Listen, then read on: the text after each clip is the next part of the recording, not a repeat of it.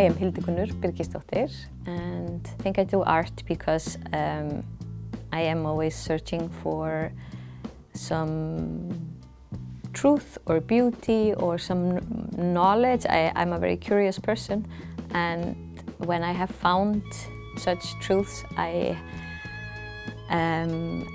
want to share it with other people, and that's why I exhibit. I just search for these golden nuggets in society. So they come to me, these found objects, via just being alert all of the time.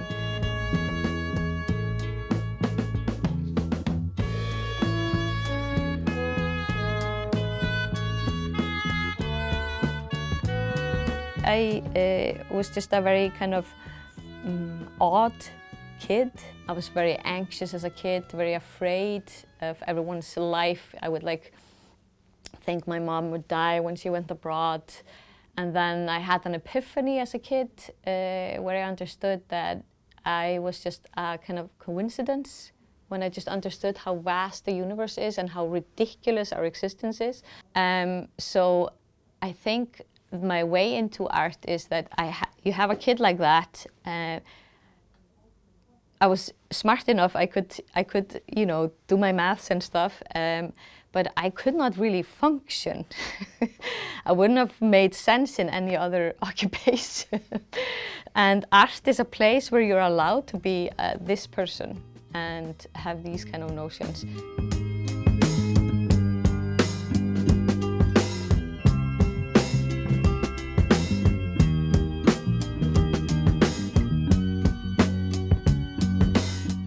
The things that I kind of get drawn to, and I'm still trying to understand what I'm drawn to, is things that of course, I don't understand, are a little bit nonsensical. Why do you exist? Something like that. I want to understand why everything exists, really.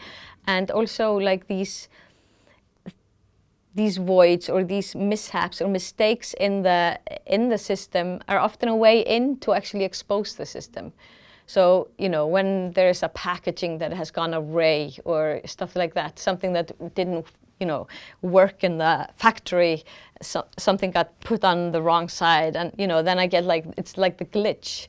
And then I get really excited because it also tells us something about what is right and our cognitive mind.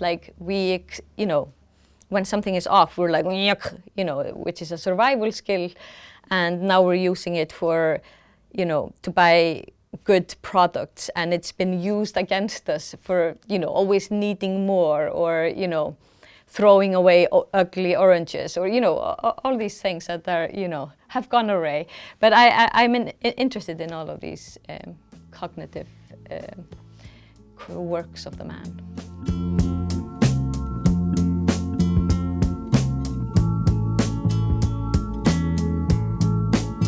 The series were called Presenting Papers, and that was exactly what I felt like. I was just showing pieces of my paper collection. So I do have a collection of paper that just come to me. So there's one at the top of the confectionery box that I bought. I put it in my collection. There's one that is inside a glove when I buy it. It's like a paper hand with only 4 fingers. Put that in my paper box. And then I looked at this paper pile, and I kind of what do you need? I kind of asked each and every paper. And then I would make a designed stand. And in a couple of couples, there's a couple of things that were the same. So the couple of couples are 3 couples of paper. Some of them are from different areas, but they look exactly the same. And some of them were actually same. There's a small sheet of stickers, 2 of them. And then there's something that maybe was in a sock, and another one stockings, or maybe from some stationery or something like that. And I also find it very nice there in the meaning of a couple of can be it's both the couple, it's 2, but a couple of is more like some. It doesn't have the distinct, so a couple of couples is 3 pairs of something.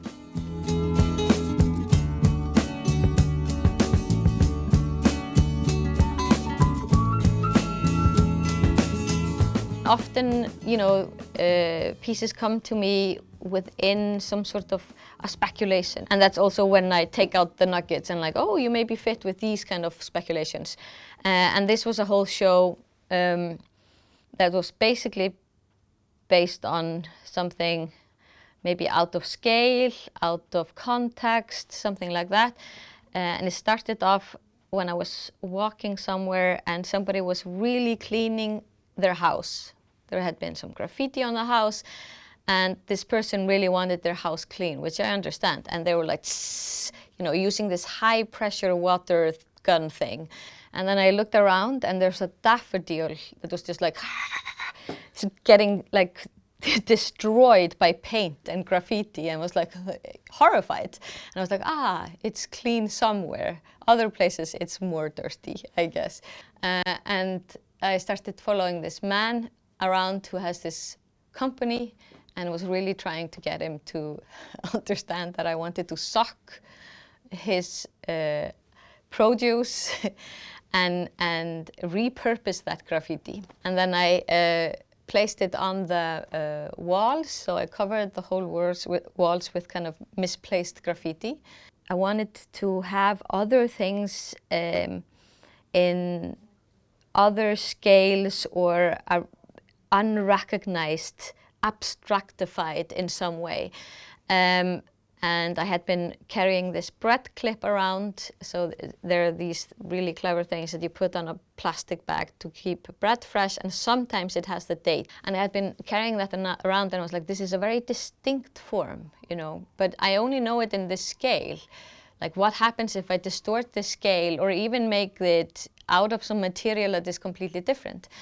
So I found like a discarded gym mat. It was made as big as the gym mat would allow. So I was just working within that parameter, so that decided the size.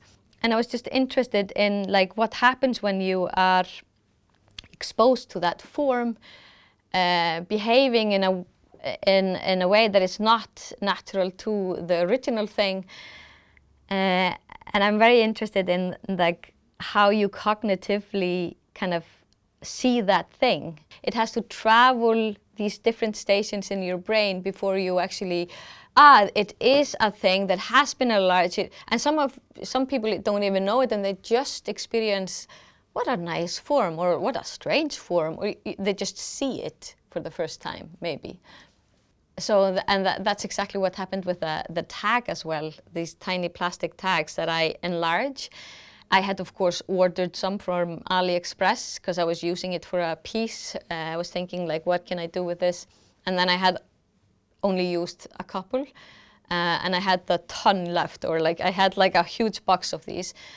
And I decided to melt them and make a larger piece, 2 of them, out of the exact amount of the originals I had. So they are made out of repurposed plastic in the size that I could afford from the ones that I already had. And and with the same kind of notions of like it really has to travel before this object kind of sits within you. They are sometimes secondary things that exist in the world only for other things to kind of be.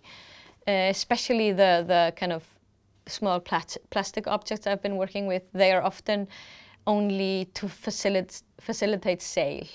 So I have like a hanger that you would put a sock on just to sell the socks, and then you take this hanger off and throw it away, of course, I'm very interested in like, wait, why do we need this? Why did this happen? And I just find that there's so much beauty and tragedy in this one object made out of plastic that, can tell us so much about the silly state we humankind find us in.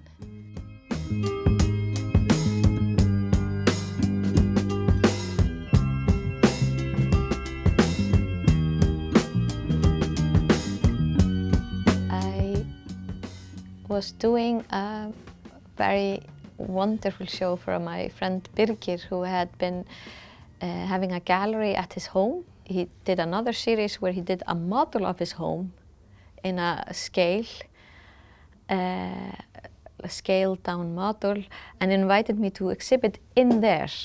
And I just was looking at it and I was just like, I really am drawn to tiny things. So I wanted to do like a Barbie show where I would like have like tiny sculptures. But then I was kind of trying to fight against that, and I was putting tiny things in, and I saw that it kind of had the same, like the apartment had the same shape as an enter button. And I had one and I tried to put it in and I was like, oh my God, it's beautiful. It was like in the dollhouse, like, perfect. And then I was like, oh, maybe I should just make it as big as it looks here in reality. I wanted the gray one, like the cement one, because his model was made out of cement. And I was like, the gray ones, the old ones, they have suddenly become a bit antique. And then I, asked around. Facebook helped, like, I need some gray old enter buttons from old keyboards. Does anybody have? And I got, loads of them. And then I started, taking them off, and then I put them together, and I was like, what? And they were like so different. In my mind, all of them were enter buttons. So when I looked at one, I was like, yes, this is the epitome of an enter button. They always look like this. And then I saw the next one. It was like light gray with a completely different arrow. And then I took the next one. They were all different. And I was just like, that's so funny, like how knowledge is kind of wrapped up. And in my mind, I storage one enter button that is the epitome of all enter buttons.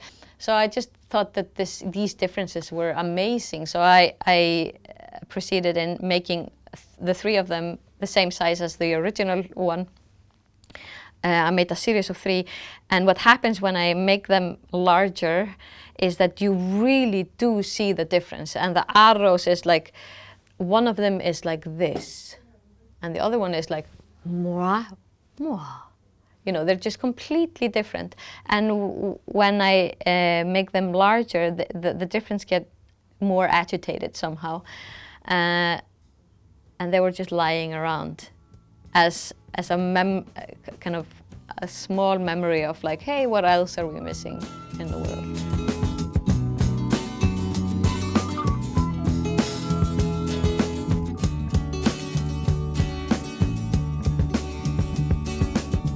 What happened is that I bought this spray can on sale. And on the cover of the can, there's an image of a t-shirt as a suggestion. And I showed it to my friend, like, isn't this weird? On this t-shirt it says peace.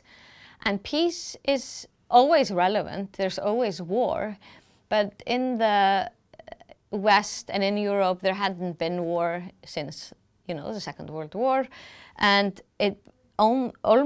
peace had almost become this thing, like if you were going to a costume party and you're a kid, you would write peace and then you were from the 70s.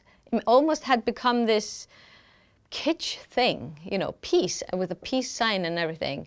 Or maybe it was in fashion because 70s were kind of coming back. And I just thought like, wow, that's such a weird thing to put on a textile spray as you could do a peace t-shirt. The decision that was behind that, and then I realized that the t-shirt on the cans actually had the same colors as the spray cans I had bought, and I was like, I have to make this t-shirt because that t-shirt has never been made. It was just computer made. So I went through this scrutiny of like making it says peace in black letters. I had that made for me. It's a bit skewed because that's the way it is on the packaging. I did exactly the packaging, and then it's I think a red background with a blue peace sign on it, which I replicated with like I had probably made 30 t-shirts, and through trial and error I got the correct one. Only one out of 30 was, the right one, and then I had to cut it exactly what it was cut on the packaging, had to iron that down. So I mimicked that, and I even put it on the photo background mount, which it is on in the packaging, displayed that, which of course never happened because this was just all made in a computer. So it was also reflecting on the reality of this packaging. And what happened after I opened the show, I even named the show Peace after that piece. There were some other pieces also. And 2 weeks after that show, the war in Ukraine happened, which is, and the show became a completely different thing. I think being an artist, you are very lucky to be able to kind of be in society, but also allowed to take a step maybe away and look at society and present something in this, what we call an exhibition space, which is this space where anything goes and we don't know what will happen there. But I think the role of an artist is always just speaking their truth or their beauty, and for them to do that, they have to be who they are.